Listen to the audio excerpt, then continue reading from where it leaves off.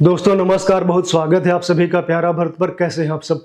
महिला आरक्षण बिल भारतीय संसद में पेश हो गया है। इसको लेकर बहस हो रही है।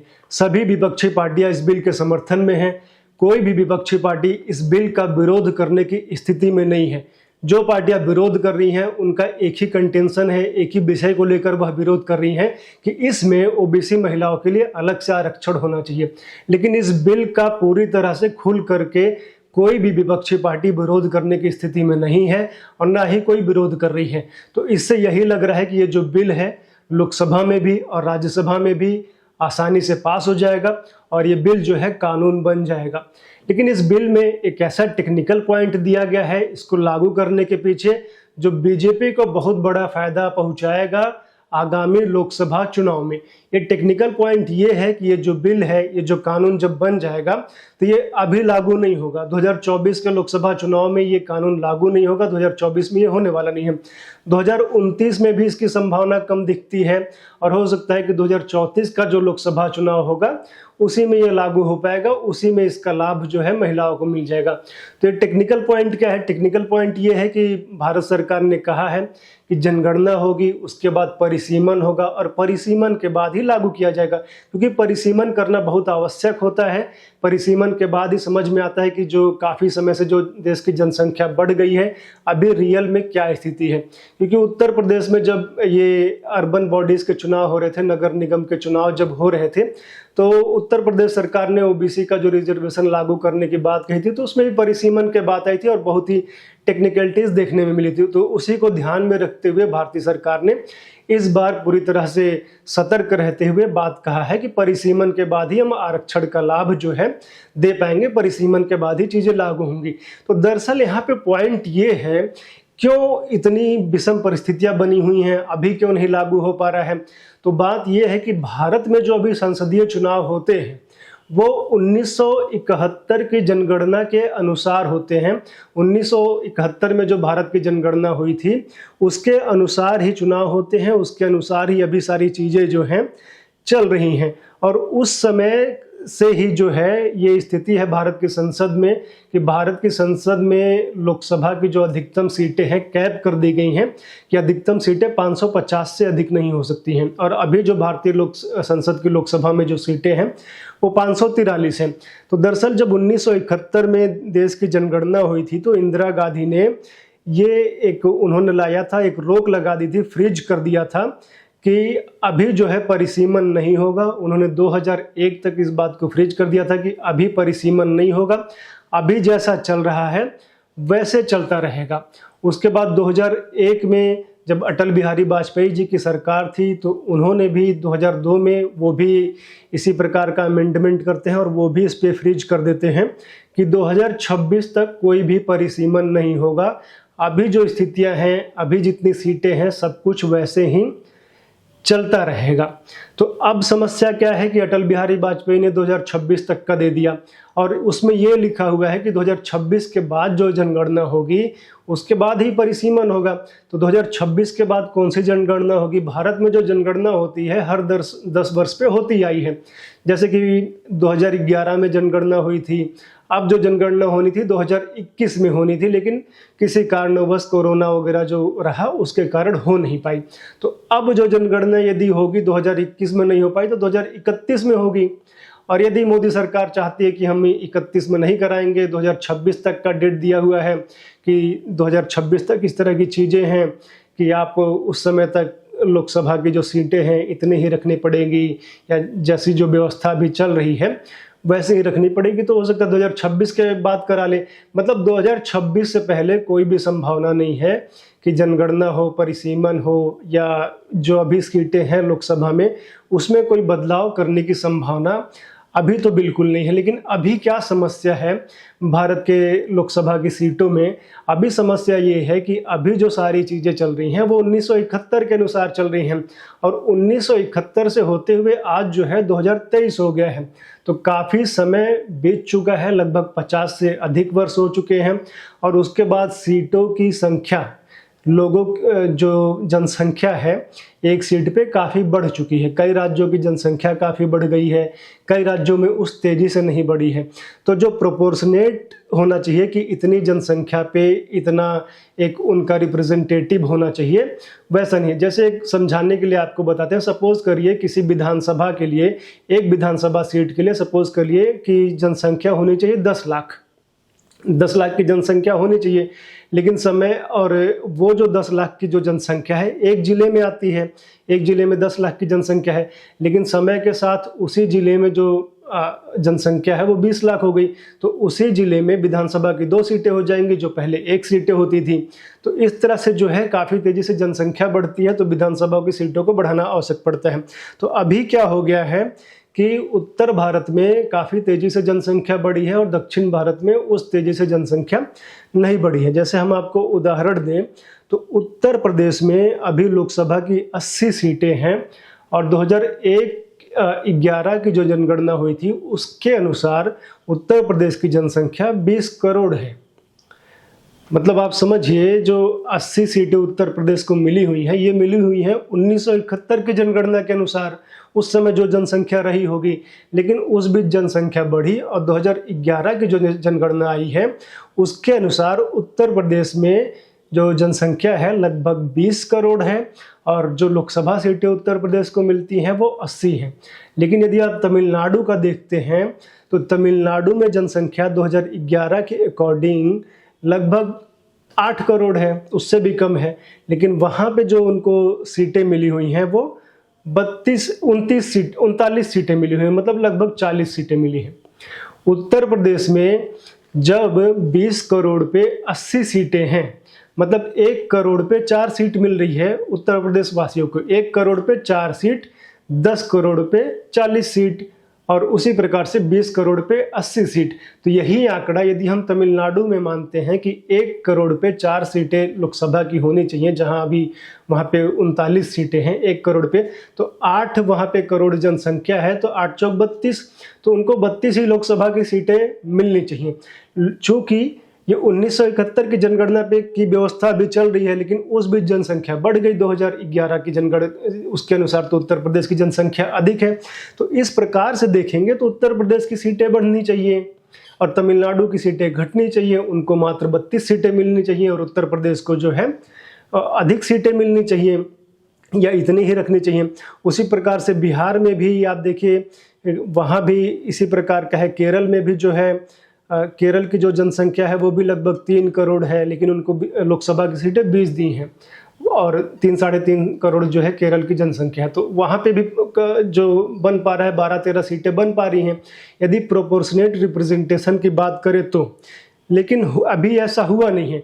लेकिन यदि यही प्रोपोर्शनेट रिप्रेजेंटेशन में सीटें मिले, जनसंख्या के अनुसार सीटें मिले, जैसे सपोज कीजिए कि 25 लाख जनसंख्या पे 1 सीट मिल रही है, तो उत्तर प्रदेश की सीटें बढ़ जाएंगी और तमिलनाडु और केरल की घट जाएंगी। यदि ऐसा होता है तो तमिलनाडु की 8 सीटें घटती हैं और उत्तर प्रदेश की जो है 8 सीटें बढ़ती हैं। एक रिसर्च हुआ था 2019 में, उसके अनुसार मैं आपको बता रहा हूं कि यदि ऐसा होता है कि प्रोपोर्शनेट रिप्रेजेंटेशन मिलता है, मतलब जनसंख्या के आधार पर रिप्रेजेंटेशन मिलता है, राज्य के आधार पर नहीं, जनसंख्या के आधार पे, क्योंकि उत्तर प्रदेश की जनसंख्या बढ़ गई तो इनकी जो 1971 में सीट जितने मिली थी उससे अधिक सीटें मिलनी चाहिए और तमिलनाडु की जो जनसंख्या बढ़ी तो नहीं, लेकिन उस तेज़ी से नहीं बढ़ी।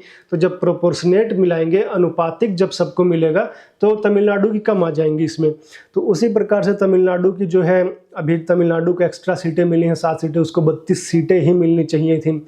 आंध्र प्रदेश में 42 सीटें हैं, उसको 37 सीटें ही मिलनी चाहिए अभी जो 11 की जनगणना के अनुसार है। केरल जो है उसको 20 लोकसभा की सीटें मिली हैं, उसे 15 ही मिलनी चाहिए अभी जो जनसंख्या चल रही है। उसी प्रकार से सीटें जो हैं किसकी बढ़नी चाहिए, तो बिहार को जो है 40 सीटें हैं, 46 सीटें होनी चाहिए। राजस्थान में अभी 25 सीटें हैं, 30 सीटें होनी चाहिए।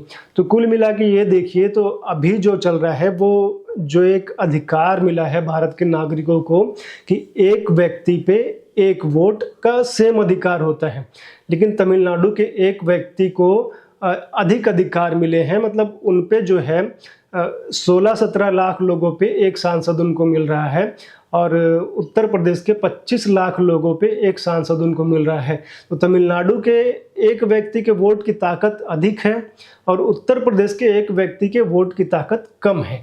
तो उस हिसाब से प्रोपोर्शनल जो है रिप्रेजेंटेशन नहीं मिल रहा। तो क्या व्यवस्था हो सकती है? व्यवस्था ये हो सकती है कि प्रोपोर्शनेट रिप्रेजेंटेशन दे, डिलिमिटेशन कराए। जो परिसीमन की बात होती है कि परिसीमन हो जाए कि भाई यदि उत्तर प्रदेश में जनसंख्या बढ़ गई है तो उत्तर प्रदेश में सीटों की संख्या और बढ़ा दें और तमिलनाडु में सीटों की संख्या कुछ कम कर दें। समझ रहे हैं आप?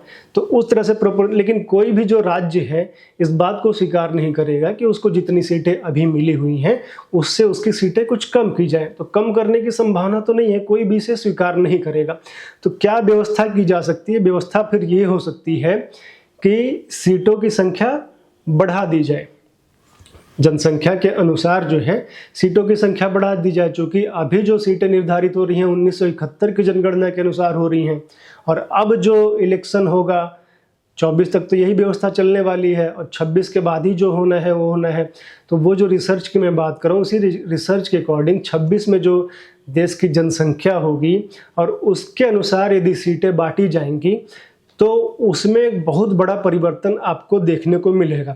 अभी क्या है, लोकसभा में 543 सीटें हैं जिसमें बहुमत के लिए 272 सीटें चाहिए होती हैं।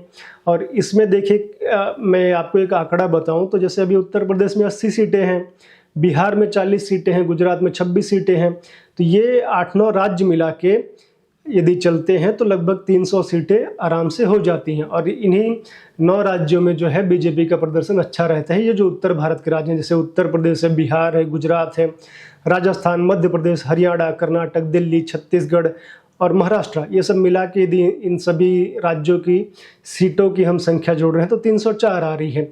और भारतीय जनता पार्टी इसमें काफ़ी अच्छा प्रदर्शन करती है। और अभी जो हमने इसमें छोड़ दिया है झारखंड, उत्तराखंड, जम्मू कश्मीर, पश्चिम बंगाल, असम, उड़ीसा, पंजाब को इसमें हमने नहीं जोड़ा है। तो मतलब आपको जो है 9 राज्य जोड़ने पड़ रहे हैं, 9 राज्य की सीटें देखनी पड़ रही हैं, तब जाके जो है 304 सीटें बन पा रही है। लेकिन यदि ऐसा होता है कि 2026 की जनगणना के अनुसार जो है 2026 की जनसंख्या के अनुसार जनगणना होगी नहीं होगी, यदि होती है और उस समय जनगणना होने के बाद यदि परिसीमन होता है तो जो व्यवस्था है, जो सीटें हैं वो बढ़ानी पड़ेंगी। तो ये जो रिसर्च आया था उसके अकॉर्डिंग जो है तब जो है लोकसभा में 848 सीटें हो जाएंगी और अभी जो नई भारतीय संसद बनी है उसमें लोकसभा में 888 सीटों की व्यवस्था की गई है। मतलब कुछ ना कुछ प्लान उस तरह से हो रहा है। तो 848 सीटें हो जाएंगी व्यवस्था के अनुसार। तो जो उत्तर प्रदेश में अभी 80 लोकसभा की सीटें हैं वहाँ पे 143 लोकसभा की सीटें हो जाएंगी क्योंकि 2026 के जनगणना के अनुसार फिर सारी चीज़ें होंगी, परिसीमन होगा। महाराष्ट्र में जहाँ पे अभी 48 लोकसभा की सीटें हैं तो 76 वहाँ हो जाएंगी।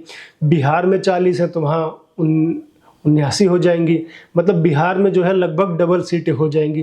राजस्थान में 25 लोकसभा की सीटें हैं, 50 हो जाएंगी, डबल। मध्य प्रदेश में जो है अभी 29 के आसपास है, यहाँ 52 हो जाएगा। छत्तीसगढ़ में 11 लोकसभा की सीटें हैं, 19 हो जाएगा। कर्नाटक में 28 है, 41 हो जाएगा। गुजरात में 26 है, 43 हो जाएगा। दिल्ली में 7 है, 12 हो जाएगा।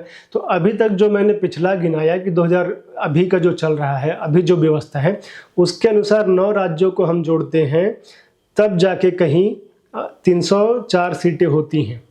और उसमें यदि हम गुजरात को निकाल दें, 26 निकाल दें तो जो मतलब एक बहुमत का आंकड़ा है किसी पार्टी को मिल सकता है। यदि कोई पार्टी सभी सीटों पे जीत प्राप्त करे, गुजरात को छोड़ दे, तो ये 8 राज्यों में काम हो जाएगा। मतलब यूपी, बिहार, राजस्थान, मध्य प्रदेश, हरियाणा, कर्नाटक, दिल्ली, छत्तीसगढ़। मतलब उत्तर प्रदेश, बिहार 2, राजस्थान, एमपी 4, हरियाणा, कर्नाटक 6, दिल्ली, छत्तीसगढ़ 8 और महाराष्ट्र 9। तो मतलब कुल मिला के 9 राज्यों में पूरी सीटें लगभग जीतेंगे, तब आप बहुमत का आंकड़ा प्राप्त करेंगे। उसमें मैंने गुजरात छोड़ दिया। लेकिन अब जो परिसीमन हो जाएगा 26 में और परिसीमन के बाद जो 848 सीटें हो जाएंगी तो जिसमें जो बहुमत पाना होगा किसी भी पार्टी को तो 425 सीटें वो जीतेंगी। मतलब आधे से अधिक, आधे से 1 सीट अधिक जो है 425 होगा। तो 425 सीटें जो पार्टी जीतेगी उसका बहुमत होगा। तो इसमें जो है वो आपको 8-9 राज्यों तक जाने की आवश्यकता नहीं पड़ेगी। 5-6 राज्यों में काम हो जाएगा। और 5-6 राज्य कौन कौन से हैं? उत्तर प्रदेश में 143 सीट, महाराष्ट्र में 76 सीट, बिहार में 79 सीट, राजस्थान में 50, मध्य प्रदेश में 52, छत्तीसगढ़ में 19 सीट।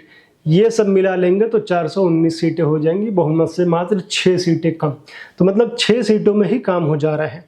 यदि इसकी जगह आपने छत्तीसगढ़ की जगह यदि हम कर्नाटक ले ले तो 41 सीट है, तो 425 से पार हो जाएगा। तो कुल मिला के समझिए कि यदि ये लागू हो जाता है, एक परिसीमन जब होगा और जनसंख्या बढ़ेगी और लोकसभा की जब सीटें बढ़ेंगी, तो भारतीय जनता पार्टी को विशेष लाभ इसलिए होगा क्योंकि उत्तर भारत में भारतीय जनता पार्टी काफ़ी स्ट्रांग है बनिस्बत की दक्षिण भारत में। जैसे तमिलनाडु में भारतीय जनता पार्टी का उतना अभी अस्तित्व नहीं है। अब आगे चल के क्या होगा, के अन्नामलाई भारतीय जनता पार्टी के अध्यक्ष बने हुए क्या वो कारनामा करते हैं, वो समय बताएगा। केरल में भारतीय जनता पार्टी का कोई अस्तित्व नहीं है। तो इसी प्रकार से जो साउथ के कुछ राज्य हैं, कर्नाटक में भारतीय जनता पार्टी का अच्छा है, उड़ीसा में अभी उतना नहीं है लेकिन बढ़ रहा है, पश्चिम बंगाल में 2019 के लोकसभा चुनाव में अच्छा प्रदर्शन किया। तो ये जो है, इससे जो है कि यदि दक्षिण की सीटें नहीं जीतते हैं, ये 5-6 राज्य में ही यदि भारतीय जनता पार्टी अच्छा प्रदर्शन करती है तो सीटें बड़े आराम से जीतेगी। और जिस प्रकार से अभी नेतृत्व है भारतीय जनता पार्टी में, जिस प्रकार से उनके नेता है, विशेष करके उत्तर प्रदेश में जो अभी नेतृत्व है भारतीय जनता पार्टी का, योगी आदित्यनाथ, तो ये आने वाले काफ़ी समय तक रहेगा। और योगी आदित्यनाथ जो है, अभी उनकी आयु अधिक नहीं है, राहुल गांधी से 1 साल छोटे ही हैं। तो आने वाले समय में योगी जी काफ़ी समय तक जो है, मान लीजिए योगी जी नहीं रहते हैं तो कोई अच्छा नेतृत्व यूपी में खड़ा करके जाएंगे, तो यूपी में जो है भारतीय जनता पार्टी जिस प्रकार से काम कर रही है, और जिस प्रकार से मतलब योगी जी के मैं आपको उदाहरण दे रहा हूँ कि जिस प्रकार से अभी उत्तर प्रदेश में काम हो रहा है और लॉ एंड ऑर्डर पे जो काम हो रहा है, क्योंकि आप देखिए अभी अंबेडकर नगर में वो जो घटना हुई थी, जो एक 14 साल की लड़की से कुछ मुसलमानों ने छेड़छाड़ की थी, साइकिल से गिर गई, फिर उसको कुचल के मार डाला था। तो मतलब सुबह इस प्रकार का समाचार आता है और शाम को जो है उनका इनकाउंटर होता है, पैर में उनकी गोली लगती है। और अभी आज ही की न्यूज़ आ रही है, शाहजहांपुर में एक प्रोफेसर, असिस्टेंट प्रोफेसर की हत्या कोई शाहबाज कर देता है और उसको जो है गाड़ी पलट जाती है, शाहबाज जो है मारा जाता है। और प्रयागराज में भी इस तरह की घटना। तो मतलब आप समझिए कि जिस प्रकार से उत्तर प्रदेश में काम हो रहा है, तो आने वाले समय में ये सारी चीज़ें रहेंगी और बीजेपी जो है यहाँ पे काम करती रहेगी। और उत्तर भारत में जो है बीजेपी एक प्रमुख पार्टी बन के उभरी है, और जिस प्रकार से काम बीजेपी का है और जिस प्रकार से काम आरएसएस कर रही है, तो बीजेपी प्लस पॉइंट बनेगी। क्योंकि दक्षिण भारत राज्यों में बीजेपी कमज़ोर पड़ती है, पश्चिम बंगाल में थोड़ा कमज़ोर पड़ती है। तो यहाँ पे जो है बीजेपी जो है केवल उत्तर प्रदेश, महाराष्ट्र, बिहार, राजस्थान, मध्य प्रदेश, छत्तीसगढ़, इनको साध ले तो बीजेपी का काम बन जा रहा है। यदि आप छत्तीसगढ़ नहीं जोड़ना चाहते हैं तो आप जो है गुजरात जोड़ सकते हैं, वहाँ पे भी 43 सीटें होंगी। और मैं ये किसी हवा में बात नहीं कर रहा हूँ, इनमें अधिकतर राज्य जैसे उत्तर प्रदेश है, इसमें बीजेपी बहुत बढ़िया प्रदर्शन रहा था 2014 में। 80 में से 73 लोकसभा की सीटें भारतीय जनता पार्टी ने जीती थी। उसके बाद समाजवादी पार्टी और बहुजन समाजवादी पार्टी का गठबंधन हुआ, उसके बावजूद 65 सीटें जीतने में सक्षम रही। महाराष्ट्र में भारतीय जनता पार्टी ने शिवसेना के साथ मिलकर लगभग क्लीन स्वीप किया, बिहार में भी क्लीन स्वीप, राजस्थान में क्लीन स्वीप, मध्य प्रदेश में क्लीन स्वीप किया था, गुजरात में क्लीन स्वीप किया था। तो ये जो राज्य हैं भारतीय जनता पार्टी ने लगभग इन सभी में क्लीन स्वीप किया था। तो ये यदि इनकी संख्या बढ़ती है तो ये 5-6 राज्य ही, मतलब हिंदी बेल्ट के 5-6 राज्य ही पर्याप्त होंगे किसी भी पार्टी को सत्ता में लाने के लिए। और चूंकि हिंदी बेल्ट के राज्यों में भारतीय जनता पार्टी का अच्छा प्रदर्शन है, अच्छी पकड़ है, तो ये कहीं ना कहीं भारतीय जनता पार्टी को एक अपर हैंड यहाँ पे देगी। और जो बात सबसे महत्वपूर्ण है कि इसे महिला आरक्षण बिल से जोड़ा गया है, कि मतलब यदि महिला आरक्षण बिल, मातृशक्ति वंदन कानून यदि लागू होना है तो परिसीमन के बाद लागू होना है। तो परिसीमन की जब बात उठती है तो जो दक्षिण भारत के राज्य हैं वो इसका विरोध करते हैं। क्यों विरोध करते हैं? जैसा मैंने बताया ना कि दक्षिण के राज्यों में जनसंख्या उतनी तेजी से नहीं बढ़ी, विशेष करके तमिलनाडु में क्या हुआ कि जो भारत सरकार फैमिली प्लानिंग की जो व्यवस्था लाई थी उसमें सबसे अच्छा काम जो है तमिलनाडु का रहा। वहाँ उतनी तेज़ी से जनसंख्या नहीं बढ़ी, जबकि यूपी, बिहार, बंगाल, राजस्थान, असम में काफ़ी तेज़ी से जनसंख्या बढ़ी। तो वो इसका विरोध करते हैं कि यदि ऐसा होगा तो उत्तर प्रदेश का जो रिप्रेजेंटेशन है लोकसभा में, सरकार में अभी भी उनको अधिक लगता है, तो और अधिक बढ़ जाएगा, बिहार का रिप्रेजेंटेशन बढ़ जाएगा, हमारा रिप्रेजेंटेशन घट जाएगा। तो क्या हमने जो फैमिली प्लानिंग को अच्छे से एग्जीक्यूट किया, हमने सरकारी कार्यक्रम को अच्छे से पालन किया, तो हमें उसका नुकसान क्यों ना, मतलब वो इसका विरोध करेंगे। तो ये बात होगी कि भाई महिला आरक्षण लागू कैसे होगा यदि आप लोग विरोध करेंगे। तो ये काम जो है मोदी जी पहले से करना चाह रहे थे, पहले से बात इस तरह की सुनाई पड़ रही थी और संसद में इसलिए बढ़ा के बना भी है। तो पहले से प्रयास था कि कैसे करके ये जो है नया, और आवश्यकता भी है क्योंकि 60 साल पहले की जो व्यवस्था है और तब से कितना, मतलब 1931 में यदि जनगणना होती है तो 60 साल हो जाएंगे। तो 60 साल पहले की जो व्यवस्था है तब के अनुसार तो देश नहीं चल सकता है ना, परिसीमन तो होना चाहिए, जनगणना के अनुसार चीज़ें बदलनी चाहिए। तो ये साउथ के राज्य उसका विरोध करेंगे, केरल वाले, तमिलनाडु वाले विरोध करेंगे। तो इसलिए इसको महिला आरक्षण बिल से जोड़ा गया कि इसका ये लोग विरोध नहीं कर पाएंगे, क्योंकि यदि विरोध करेंगे तो फिर ये बातें बीजेपी जो है, मोदी जी रहे तो ले जाएंगे भाई कि भाई इसका तो जो है, हाँ तब तक तो रहेंगे ही, 2024 से 29 तक तो रहने की पूरी संभावना है। तो ये विरोध करेंगे तो वो लेके जाएंगे कि ये महिला आरक्षण को ये लोग चाहते ही नहीं कि लागू हो। और देखा जाए तो दक्षिण भारत के राज्यों की भी बात सही इसलिए है क्योंकि उन्होंने सरकारी कार्यक्रम को सही से लागू किया, अपनी जनसंख्या को एक बहुत ज़्यादा नहीं बढ़ने दिया। लेकिन उसी आधार पर यदि देखा जाए तो भारत में मुसलमानों की जनसंख्या जिस गति से बढ़ी है उस गति से अन्य धर्मावलंबियों की जो जनसंख्या नहीं बढ़ी है। तो उस आधार पे हिंदू भी कह दे क्या कि भाई मुसलमानों को उतनी ही जनसंख्या पर रखो, जो उनका रिप्रेजेंटेशन पहले था उनका रिप्रेजेंटेशन उतना ही होना चाहिए, उनको सरकारी योजनाओं का लाभ नहीं होना चाहिए। तो ये बातें जो है लॉजिकल नहीं है। ये मतलब इस तरह की बातें होंगी तो फिर जो बीजेपी वाले कहते हैं कि जो मुसलमानों की जनसंख्या काफ़ी तेज़ी से बढ़ रही है उस तेज़ी से नहीं बढ़नी चाहिए, उन पे एक रोक लगनी चाहिए। फिर जब जनसंख्या नियंत्रण कानून आएगा तो ये बातें भी उठाई जा सकती हैं कि हिंदुओं को जो है 5 बच्चे जन्मने की अनुमति हो और मुसलमानों के लिए केवल 2 पे कैप कर दिया जाए क्योंकि उनकी जनसंख्या तो तेज़ी से बढ़ी है। इस लॉजिक के अकॉर्डिंग तो ये अब क्या होगा ये तो समय ही बताएगा कि क्या भविष्य के गर्भ में है, क्या होना है। दक्षिण भारत के राज्य इसका विरोध करेंगे, नहीं करेंगे, महिला आरक्षण बिल लागू होगा, नहीं होगा, क्योंकि आने वाला समय जो है काफ़ी कठिन होना है, इतना सरल नहीं है महिला आरक्षण बिल का लागू होना। आप सभी की क्या इस पर राय है, कमेंट करके अवश्य बताइए कि क्या महिला आरक्षण बिल लागू होना इतना सरल है, क्या इससे किसी पार्टी को फ़ायदा होगा, बीजेपी को फ़ायदा होगा या कांग्रेस को फ़ायदा होगा या किसी अन्य पार्टी को इससे लाभ होगा।